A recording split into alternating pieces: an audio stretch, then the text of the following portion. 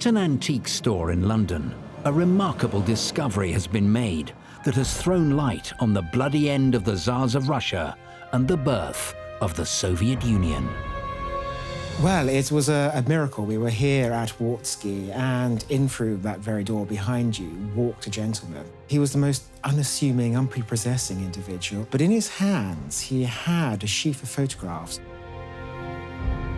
This mysterious stranger had pictures of a lost treasure made by the legendary Carl Fabergé, a master jeweler and favorite of the Russian imperial court. Like the Romanovs, Fabergé himself would ultimately be a victim of the terrifying Russian Revolution.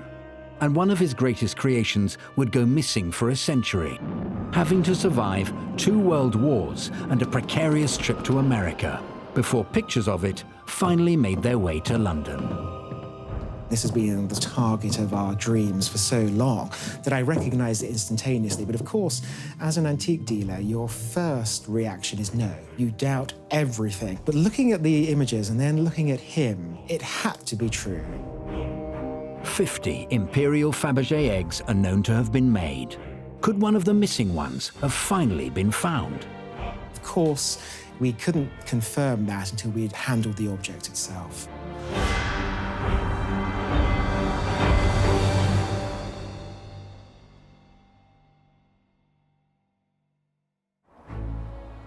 St. Petersburg, Russia. It was in 1917, in this elegant city on the Baltic Sea, that the story of the Carl Fabergé Company and their legendary Imperial eggs came to a crashing end. This is where you made them? The workshop's downstairs. We used to design our products in here. The eggs? Not just commissions from His Majesty. Citizen Romanov. Citizen Romanov. It's a time capsule, it's a portal. I mean, in Russian history, we have this fault line of 1917, and each and every one of these pieces catapults us back to that time when there were beautiful Grand Duchesses, a hemophiliac heir, a mystical Rasputin, and all of these people who were annihilated. I saw them once. The eggs. I was a boy. My grandfather took me to your exhibition. Each one of these pieces tie us back to an aristocracy, a religion, a system of governing that's absolutely gone, and they're the only tangible evidence that these people ever lived. He was at Bloody Sunday. Your friends, Imperial Guard, shot him. Right here.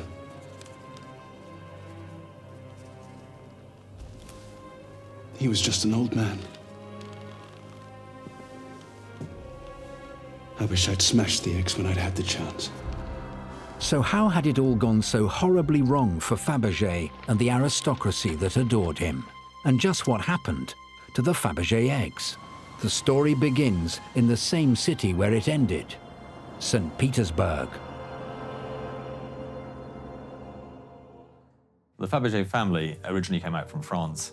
They were refugees from the repeal of the Edict of Nantes. That's to say they were Huguenots, Protestants being persecuted by Louis XIV, and they fled eastwards from there. Carl Fabergé, known sometimes as Peter Carl because he was christened that, born in 1846, schooled in the German school in St. Petersburg. His father owned a small jewelry shop. It was a small jewelry shop, but in a smart area. His father clearly had an eye for Carl becoming something greater than just the jeweler he had been. Fabergé had such extraordinary talent, and his workshop was so extraordinary. The other thing is that he could be considered a foreign citizen. But being foreign in St. Petersburg was not at all unusual. It was a very, very cosmopolitan city. He very much planned his education to give him an exposure to Western art, to some of the great jewelry treasures around Europe. The training that he received when he was abroad with his family, studying the collections of museums in Paris and London, and returns to Russia, and at the tender age of 26 takes over his father's firm. In Russia, at the end of the 19th century, though, one had to get the attention of the Tsar to really make a name for yourself. And that was especially the case at the time of the autocratic Alexander III. Alexander III was so horrified by his own father, who was generally a liberal and a progressive, that he decided to reverse every reform. On the other hand, there was quite a lot to be said for Alexander III. He was almost the only Russian leader never to declare war on another country. He was also an extremely brave and powerful man. Perhaps his major mistake was not preparing his son, Nicholas II, to rule. Carl Fabergé implemented a plan that would eventually catch the eye of this imperious Tsar. He started working on restoring ancient Scythian jewelry, which had recently been excavated from the Black Sea. He works on a volunteer basis at the Hermitage, appraising and repairing objects without invoicing the court. And it all really paid off for him in 1882. There was an exhibition of Russian art at which Fabergé exhibited, and what he was exhibiting was pieces derived from those Scythian artifacts, which appealed hugely to the Russian public because they gave the impression that Russia had this art-rich prehistory to compete with anything in the West. That exhibition was visited by the Russian royal family, and the Tsarina, Maria Feodorovna, bought the Tsar a pair of cufflinks from the Fabergé stand, cufflinks with a cicada motif. So that was the first time he sold something to the Russian royal family. This brings him favor because in 1885 he's awarded the imperial warrant. Having been awarded the coveted imperial warrant, Carl Fabergé starts work on what would be the beginning of a long line of Easter gifts. The first hen egg. The first imperial egg was presented in 1885 by the Tsar, Alexander III, to his wife, Maria Feodorovna. It's a deceptively simple egg, and I think it's a great microcosm of what Fabergé does so well. It's white enamel on the outside, it's gold yolk on the inside represented, a chicken. You can open it up, inside it you find a golden yolk. You can open up the yolk, and inside that you find a golden hen. Inside was an imperial crown and a pendant. So it was like a matryoshka, you know, one of these Russian dolls. He was probably wanting something to delight her, something to amuse her. What better way to celebrate 20 years of marriage and Easter in one, and led to a commission, an ongoing rolling commission that lasted 33 years. Clearly that first egg worked, and each year the emperor would give the empress an Easter egg from Fabergé. Famously, Fabergé started to get total autonomy in the designs, and with only 3 commands: that each gift should be egg-shaped, that each one should be different from any predecessor, and that each one should contain something of a surprise, something that would delight the empress. Carl Fabergé would quickly become a favorite of the Russian royal family. But neither they nor he saw the huge changes which were coming to the Russian Empire that would leave both Fabergé and his incredible imperial eggs in great peril.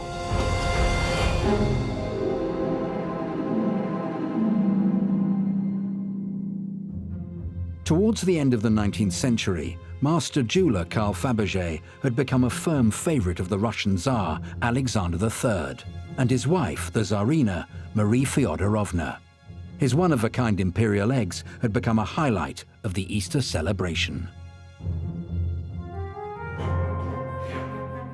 In 1890, he presented the exquisite Danish palace's egg, complete with a surprise of folding miniatures. This was followed by the Memory of Azov egg, which commemorated a voyage taken by the future Tsar Nicholas II on the armored Russian cruiser, the Azov, where he narrowly survived an assassination attempt in Japan. The diamond trellis egg, made from pale jadeite, was presented in 1892 and was followed by the Caucasus egg of translucent ruby enamel in 1893.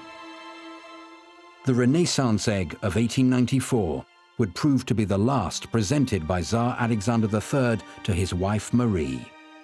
That same year, the Tsar suddenly fell ill with an incurable kidney disease, and he died at the age of only 49. The sudden death of the Tsar left his son, the terribly unprepared Nicholas II, to take the throne. And things got off to a dreadful start when, at a celebration of his coronation at Kadynka Fields near Moscow, a stampede killed over 1,300 people. The public at large was not impressed with Nicholas's response to the tragedy. He was doomed after the Kadinka Fields catastrophe. He wasn't strong like his father. He wasn't expecting to be Tsar. He was only in his 20s. He had kept an iron grasp on the people. And then Nicholas comes along and he's a bit more diffident.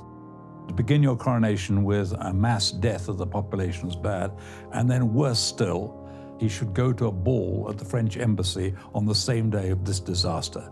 So that, in fact, did his prestige an enormous damage from which he never recovered. His strength and his weakness was that he was slightly normal, and he rather liked normal life.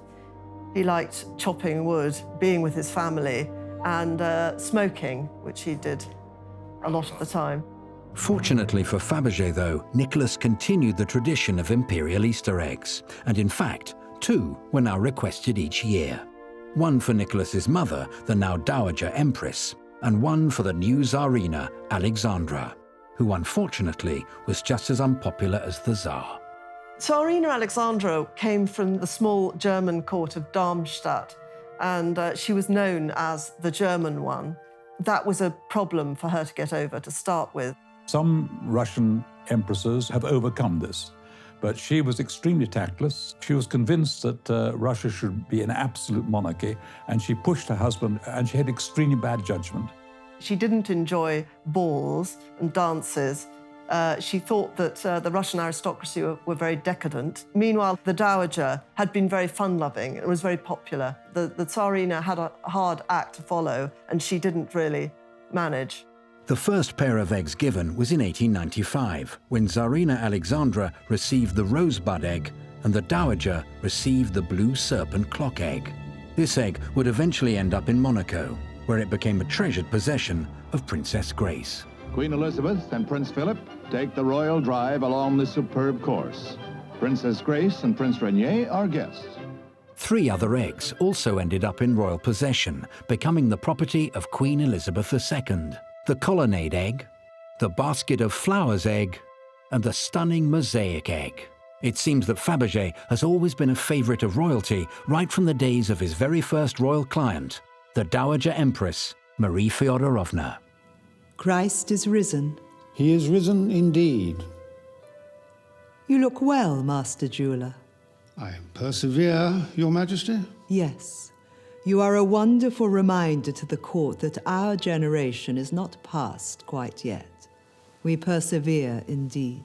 I think Fabergé had an intimate relationship with virtually every member of the imperial family. Their relationships and their loves, their passions, their lusts and so on were expressed through the exchanges of these gifts. So all of the emotions which are treasured in them as these historical figures coalesced into these Fabergé objects. On behalf of His Imperial Majesty, it is the great honor of the Carl Fabergé Company to present this year's Easter gift. Maria Feodorovna was unlike Nicholas II's wife. She had extraordinary charm. Once she was the Dowager Empress, she was the most respected member of the royal family. The Dowager was generally more charming and outgoing than the Tsarina, and she had established a good relationship with Fabergé. He had obviously prepared the surprises very well. She'd always liked them.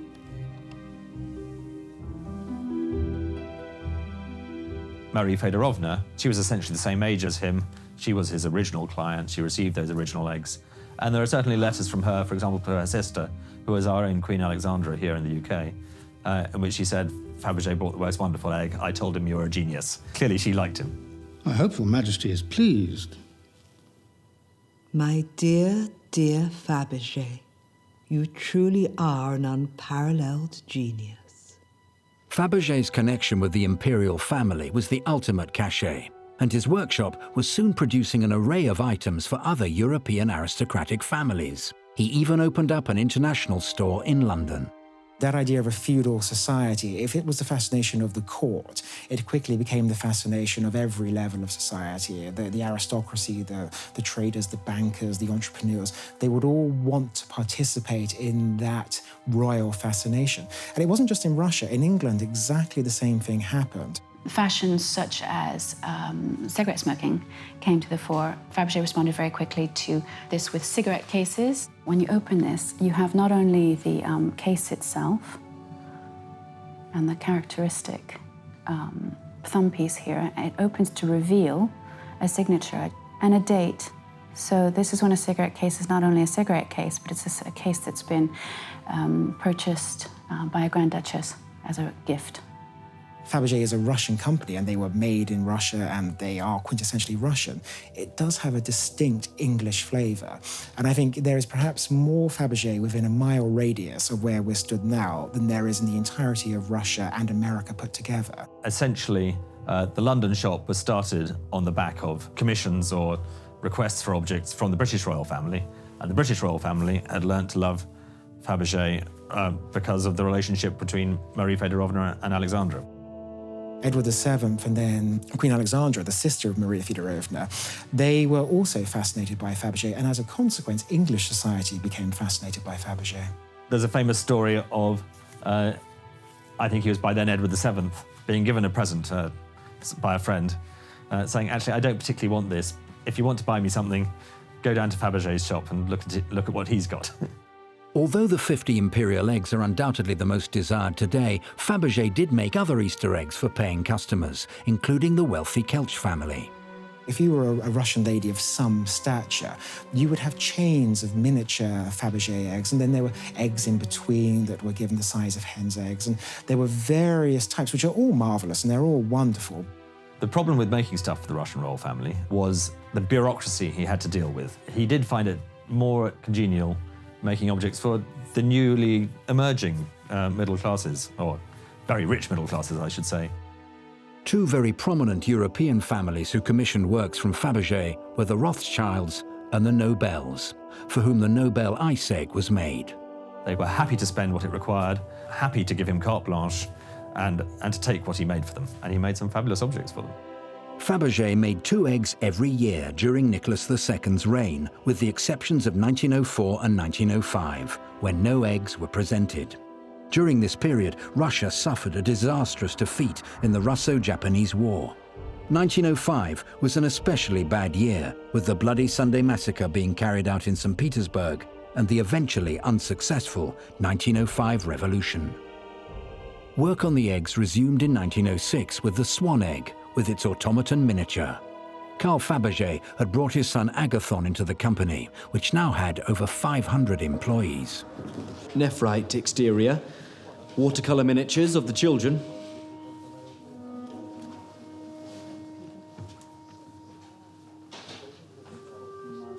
Father? You can do better. When World War I broke out in 1914, Russia was soon dragged in, and Tsar Nicholas II left the imperial court to take charge of the armed forces.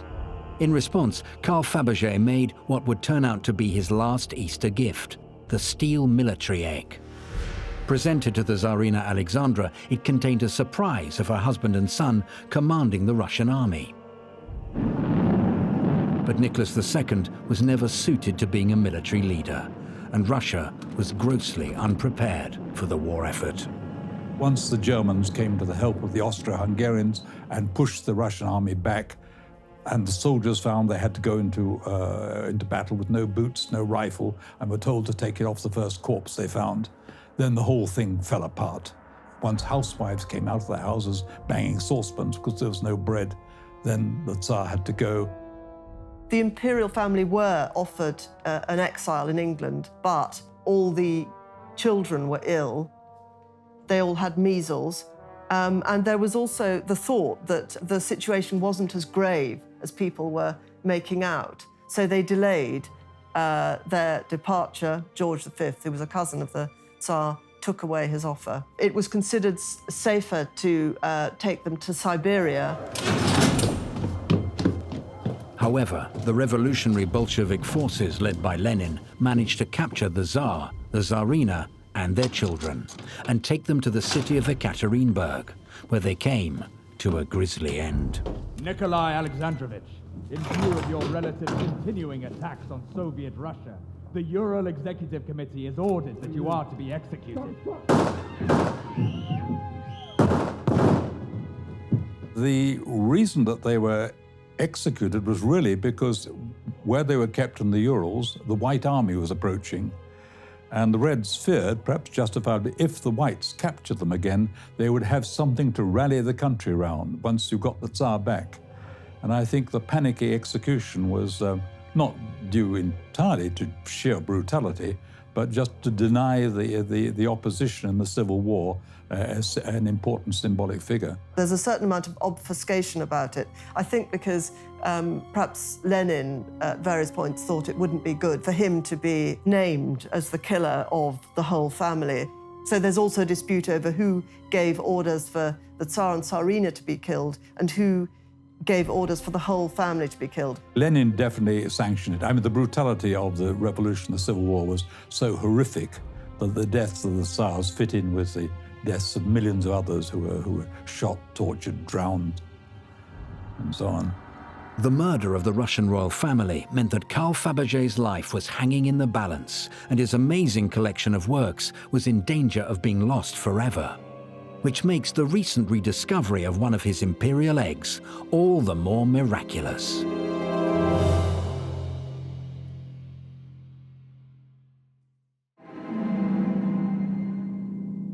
In July 1918, the Russian royal family was executed and all their possessions seized by the new Soviet state.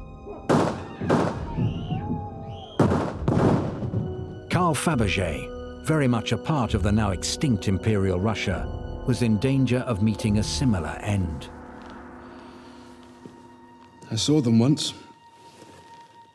The eggs. I was a boy. My grandfather took me to your exhibition. I'd pestered him about it for weeks. Did you have a favorite? In the early 1900s, he built a purpose-built headquarters in St. Petersburg with the shop on the ground floor, floors above that included essentially workshops where a lot of the jewelry happened, although a lot of the other more specialist work would happen in other workshops outside, and then on floors above that, the design studio. 1 ruble, 10 kopecks it cost to get in. You wouldn't even bend down in the street to pick that up, would you? 1 ruble. I didn't know that was more than he made in a week. He was at Bloody Sunday. It's estimated that the Fabergé enterprise, well, he had workshops in St. Petersburg and in Moscow. Moscow was where they made silver. He had shops in those 2 places, also Odessa, which was a popular tourist destination, and London, which dealt with most of his international business. And total employees either working for or indirectly for Fabergé, probably about 1,500 at its height. Your friend's Imperial Guard shot him. Right here.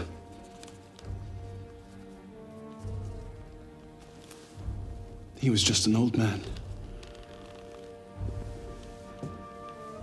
I wish I'd smashed the eggs when I'd had the chance. They had a first stage of revolution, a parliamentary government, but it couldn't end the war, and it couldn't continue the war. The officers wouldn't stop fighting, the soldiers wouldn't go and fight. And finally, a small group of highly organized men, the Bolsheviks, understood how to make a revolution. I wish many things were different. Comrade Lenin back in exile, you mean? Bloody Nicholas in his palace. They understood you don't have to have large numbers, you just take the railway junction and the telephone exchange. Once you hold those 2, everyone else is paralyzed. So you could say it was Lenin's and Trotsky's highly intelligent methods for a small group to take over a large country that finished that stage of the revolution. You're all looters, war profiteers, parasites, growing fat while the working man dies!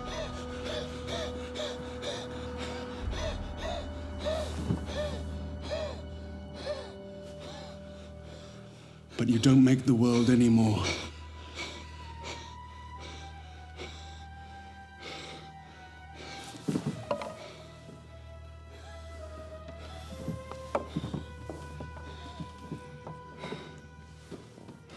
Time to go, citizen. Famously, the Bolsheviks arrived at Fabergé's business to take it over. He said, just give me a minute to fetch my hat and coat, and essentially slipped out the back. Soon afterwards, he was smuggled out of St. Petersburg. He ended up in Switzerland, but he was clearly broken by the events of the revolution. He was not placed under arrest, nor was he dragged to Ekaterinburg and shot, or any of his family members. So his destiny was very different. His holdings were nationalized and eventually found his way to Lausanne, having traveled with his clothes and apparently a collection of wine, and died in Lausanne in 1920. Fabergé wasn't the only one who escaped, though. The Dowager Empress also managed to flee the revolution despite having been a Tsarina herself. She, along with other members of her family, were taken to safety aboard the British battleship HMS Marlborough. George V felt very guilty when he heard, obviously, this terrible tragedy. He made great efforts to get the Dowager out, and the Tsar's sister Ksenia, and all Ksenia's children. The local Reds never got round to executing members of the royal family. They were too much of a hurry defending themselves. And so she managed to get out on a British battleship. On the Marlborough, Prince Felix Yusupov, who murdered Rasputin, had 2 Rembrandts, and he was seen on deck with them rolled up under his arm. There was the Fabergé egg, the cross of St. George, down in the hold. And the Yusupovs also had other treasures. £20 million worth of jewels and treasures on board, so quite an extraordinary amount. The Cross of St. George egg was the last Fabergé egg presented to the Dowager Empress. By taking it with her, it became the only imperial Easter egg known to have left Russia with its owner. Carl Fabergé may have escaped to Switzerland, but his son Agathon, who'd become a key part of the Fabergé company, was not so lucky and remained in the now Soviet Russia. I think a lot of the enterprise and dealing within Fabergé's world was conducted by Agathon, and I think he did exactly the same after the revolution as he had done before. And he was a conduit himself for the movement of objects out of Russia to the West. And in fact, in Wartski's ledgers, there are references to us buying objects from Fabergé, and the Fabergé was Agathon Fabergé. Agathon Fabergé managed to escape Soviet Russia himself in 1927. But he had left behind one of the unfinished eggs, due to be given to the Romanovs in 1917. It was found essentially in the Fersman Mineralogical Museum in Moscow. They thought it was a lampstand.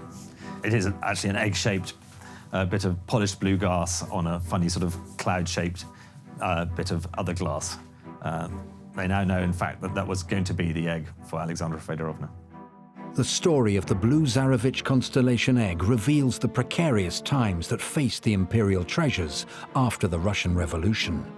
Both Lenin and Stalin authorized the sale of many of Russia's greatest works of art to fund the Soviet programs.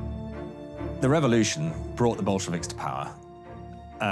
Even if there hadn't been economic collapse as well, it would have changed everything.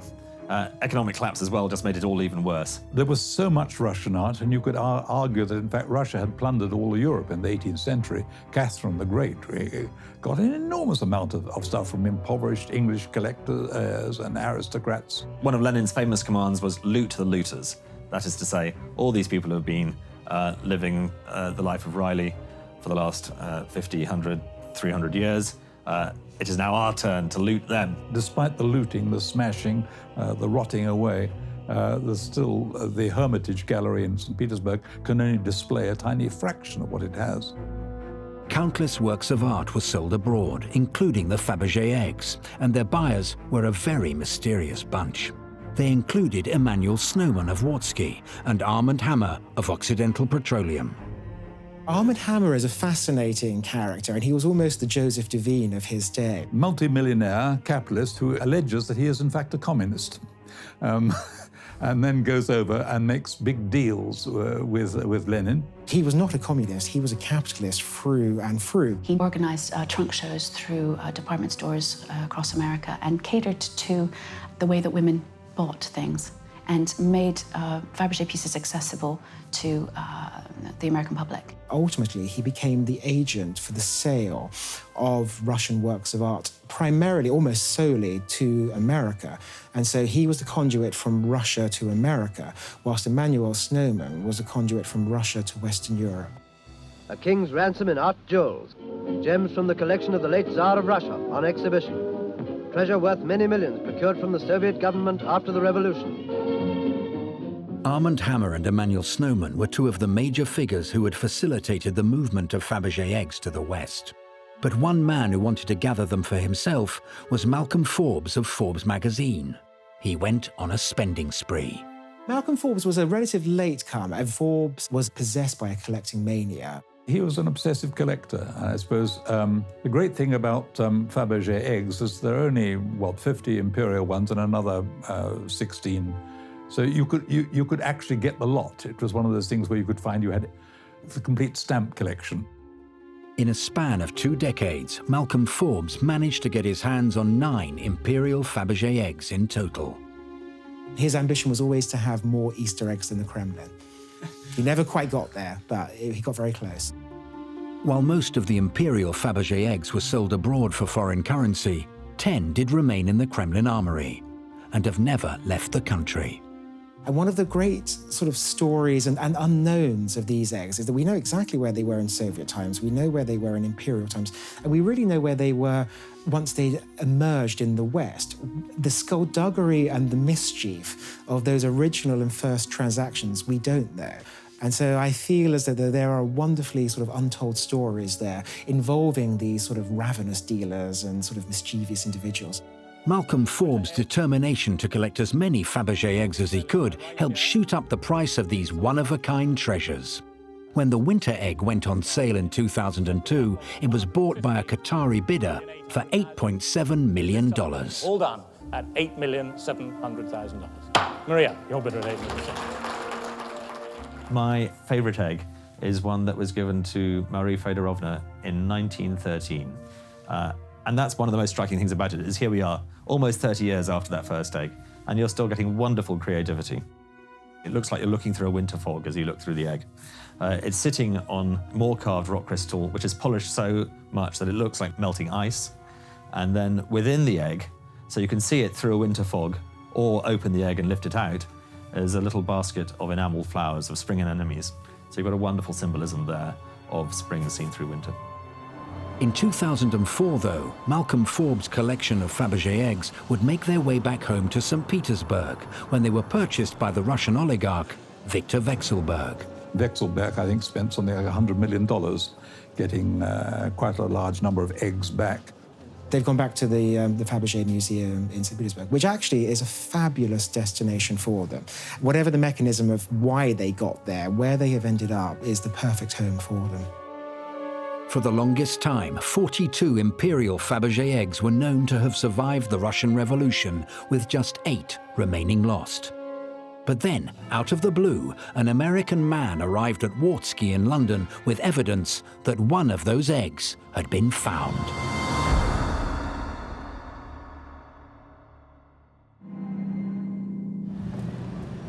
Wartski in London is forever entwined with the history of Fabergé, so it's the only place you would go if you thought you'd found a missing Imperial Fabergé egg. And that's exactly what an American individual recently did.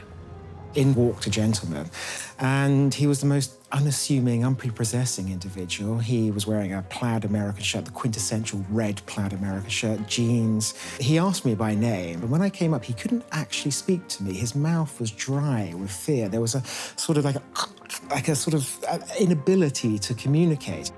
Just a couple of years before, a pair of intrepid researchers looked through a 1964 catalogue of the auctioneer's Parker Burnett, now a part of Sotheby's. Within it, they discovered an image of the missing Third Imperial Fabergé egg, which had been sold with everyone unaware of its true origin. The only other known image of this egg is from the 1902 Von Dervis Mansion exhibition, where many of the Fabergé eggs had been displayed. But this new discovery proved that the egg had made it to the West, and there was now a far clearer photograph of it. Kieran McCarthy of Wartski was part of an article published by the Daily Telegraph on this catalogue discovery, which gave some hope that the egg may turn up someday, now that it was proved to have survived the Russian Revolution. But little did he know how quickly that article would lead him to the egg itself. I went out to America pretty much as quickly as my feet and the wings would carry me afterwards.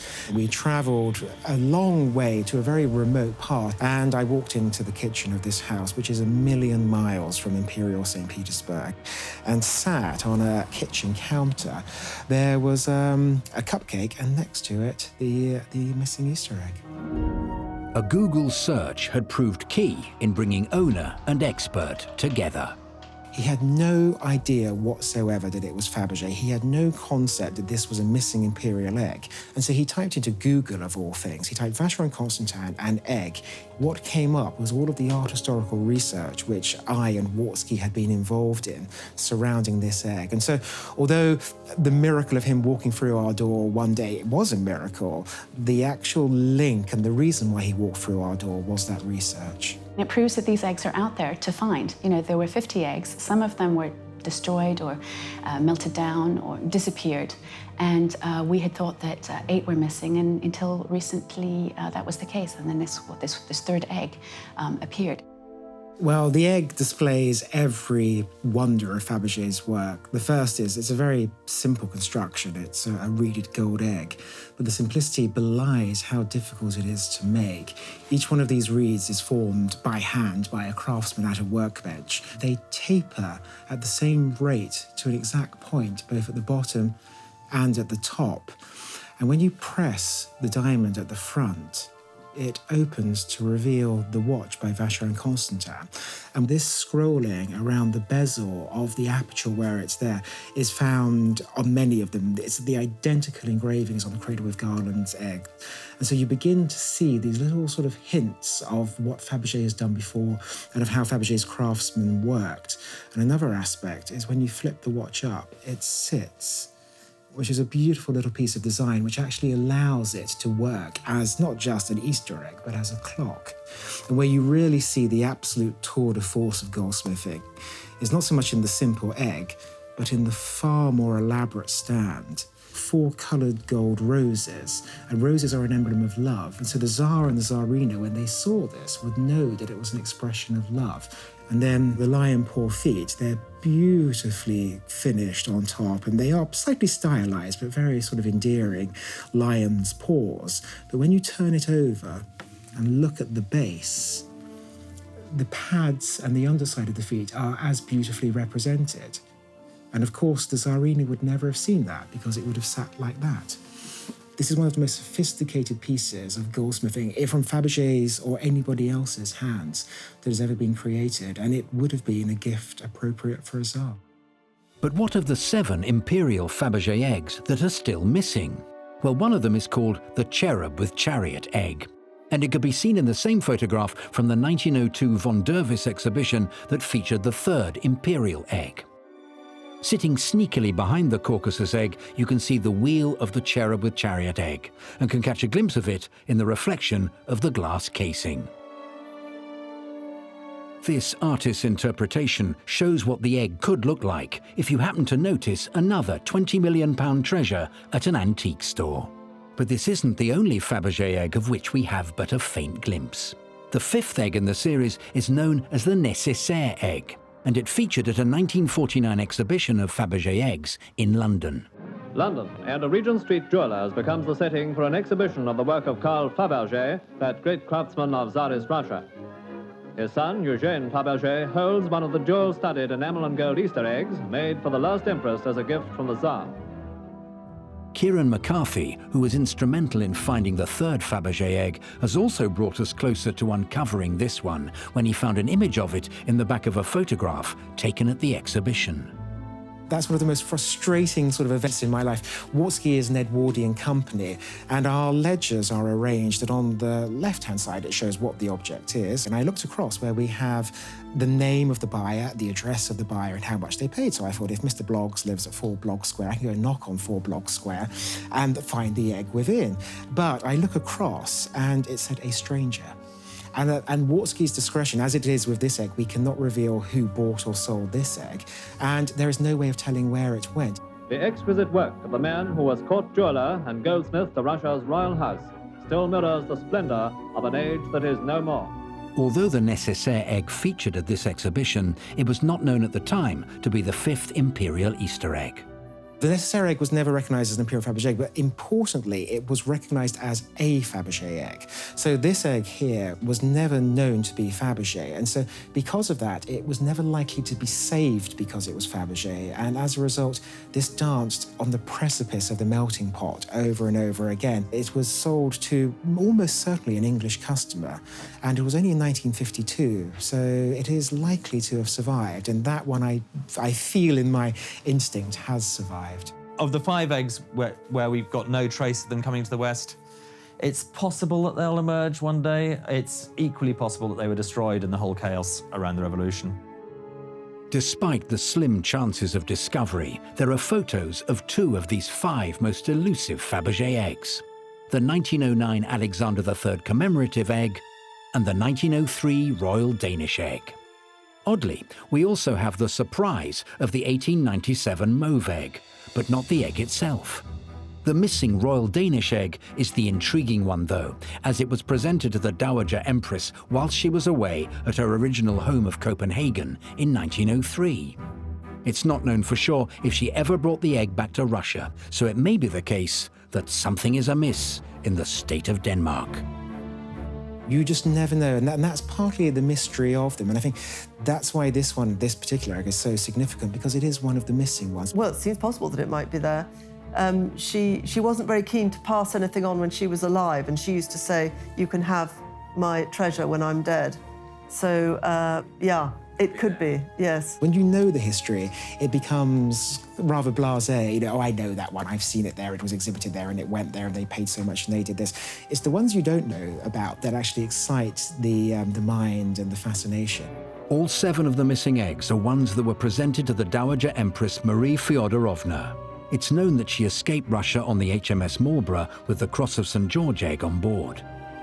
The Dowager took the egg with her, presumably to England. I think then Ksenia, her daughter, then Vasily, her youngest son, ended up with it, and then he sold it.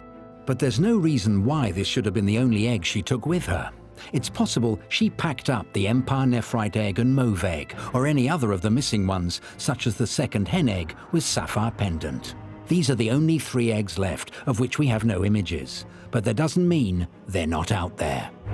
It's like James Dean. It's like, you know, if Fabergé had carried on and we were now on the 1042nd Fabergé egg, I think they would not have the same appeal. But the fact that it's finite, the glory of Fabergé is that it is no more. The reason we've all heard of Fabergé today is because of the eggs. These great, fabulous objects that he started to make for the Russian royal family. They are just so over the top, so wonderful, so inspired in their creativity as well. They're just wonderful objects for combining history and craftsmanship. The extraordinary about Fabergé is the very, very expensive materials used, unique jewels. The materials themselves are a wealth beyond imagination. Then the extraordinary craftsmanship, the miniaturization of the work.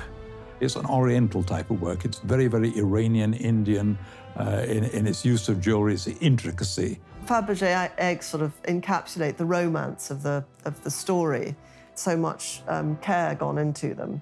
They're a product of the social, cultural, financial, political circumstances of that moment. And it's that collision of great craftsmanship and uncompromising patronage that gives rise to this fascination with Fabergé.